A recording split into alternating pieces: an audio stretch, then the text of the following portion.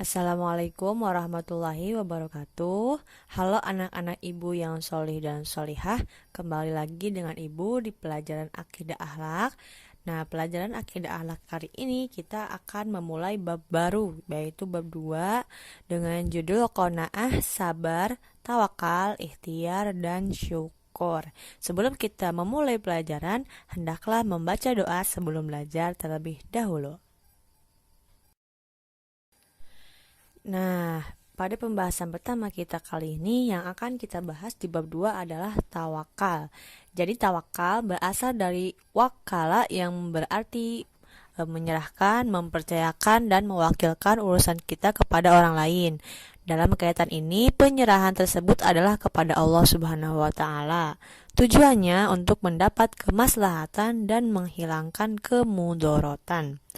Orang yang mempunyai sikap tawakal akan senantiasa bersyukur jika mendapatkan suatu keberhasilan dari usahanya. Hal ini karena ia menyadari bahwa keberhasilan itu didapatkan atas izin dan kehendak Allah. Sementara itu, jika seseorang yang mempunyai sifat tawakal mengalami sebuah kegagalan, maka mereka akan senantiasa merasa ikhlas menerima keadaan tersebut, asa dan larut dalam kesedihan karena ia menyadari bahwa segala keputusan Allah pastilah yang terbaik.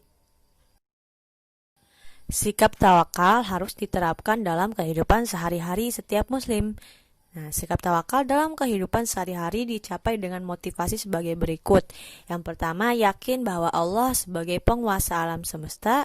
Yang kedua, tahu keutamaan dari sikap tawakal. Yang ketiga, menyadari bahwa manusia banyak kekurangan yang sempurna hanyalah Allah Subhanahu wa taala. Dalam bertawakal hendaknya kita serahkan semuanya kepada Allah. Hal ini diperintahkan Allah Subhanahu wa taala dalam surah Al-Maidah ayat 23 sebagai berikut. A'udzubillahi minasyaitonirrajim. Bismillahirrahmanirrahim. Wa 'alallahi fatawakkalu in kuntum mu'minin. Yang artinya, dan hanya kepada Allah hendaknya kamu bertawakal jika kamu benar-benar orang yang beriman. Nah, yang selanjutnya yang akan kita bahas adalah ikhtiar. Ikhtiar secara bahasa artinya memilih. Secara istilah, ikhtiar adalah usaha seorang hamba untuk memperoleh apa yang dikehendakinya. Orang yang berikhtiar berarti dia memilih suatu pekerjaan, kemudian dia melakukan pekerjaannya dengan sungguh-sungguh agar dapat berhasil dan sukses. Nah, dalam kata lain, ikhtiar adalah berusaha untuk mencapai apa yang diinginkan, tidak berdiam diri dan berpangku tangan, apalagi lari dari kenyataan. Nah, dalil tentang ikhtiar dalam Al-Quran yaitu surat Ar-Ra'd ayat 11. A'udzubillahi minasyaitonirrajim. Bismillahirrahmanirrahim. Innallaha la yughayyiru ma biqaumin hatta yughayyiru ma bi anfusihim.